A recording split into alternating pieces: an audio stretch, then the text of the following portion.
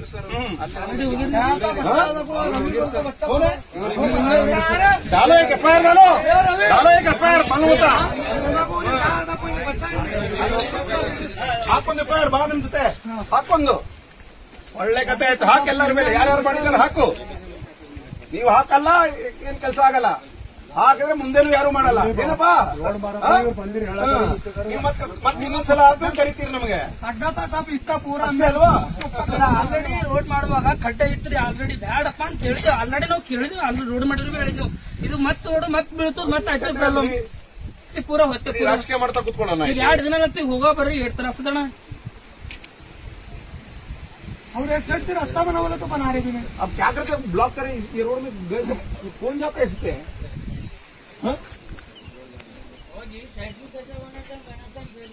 पैदल जाने तो आना नहीं दवाखाने पैसा जाता है. अब ऐसे जा रहे हो लेडीज जा रही है पैसा तो